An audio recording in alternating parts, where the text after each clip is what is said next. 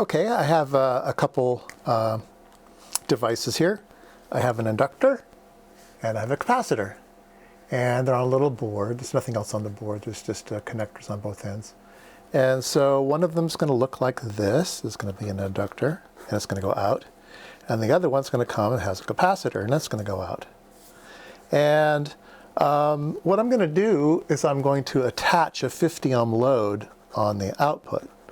So each of these will have 50 ohms on the output. So that's what this is on the end here. So I have 50 ohm, 50 ohms. So when you look in here, you'll see an inductor in series with a 50 ohm resistor. And here you'll see a capacitor in series with a 50 ohm resistor. And this one I just wound some wires up and just stuck it on there. I didn't even know what value it is. I just kind of wound it up. And this one here is a it's a 0.001 capacitor. Doesn't really matter for the show that I want to do here. Really, the show is about inductors. So let's go over to the VNA, and I want to show you things. All right, I have a Smith chart. I'm sweeping between 0 and 100 megahertz, and I have the two boards. So let's put on the capacitor first, because you're familiar with those. You've seen those before.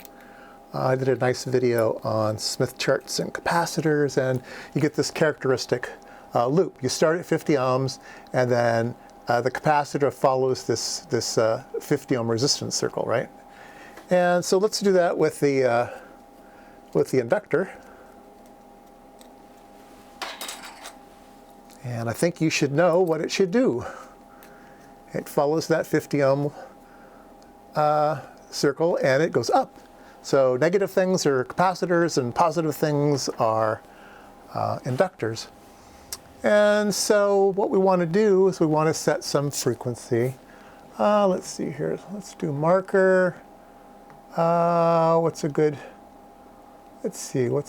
value to use here? Let's do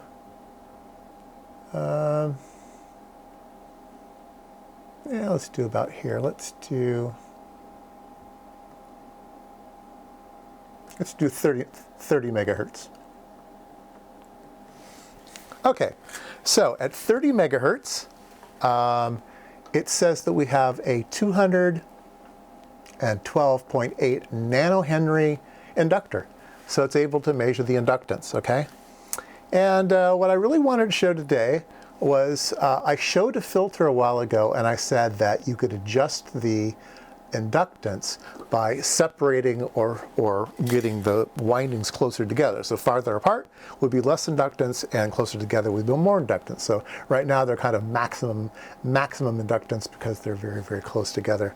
But let me just reach in here with my thumbnail, and I'll bend two windings down. Okay, so I've separated down two windings, right? And so the curve looks exactly the same, but we've gone from, what was it, 212 to 182 nanohenries, right? So we've gone quite far. Let me bend two from the other side, so now it's kind of all smushed out. And now I'm down to 150 nanohenries. So it's almost, I suppose if I even bend this a little bit more, I might be able to get a 2-to-1 change in things. Well, maybe not. But you can see that we've gone to 144 nanohenries. And then if I smoosh it all back together again, we've gone back to 213 nanohenries. So yeah, so there's quite a bit of range in these things. And very, very often, you'll see circuits where they've bent down one winding or two windings and to give them the value they really want. So inductors are nice. It's very, very easy to build. They're cheap, just wire, and they're very, very easy to adjust, unlike capacitors. So sometimes in circuits, the inductors get to do the heavy lifting because they're very, very easy to adjust.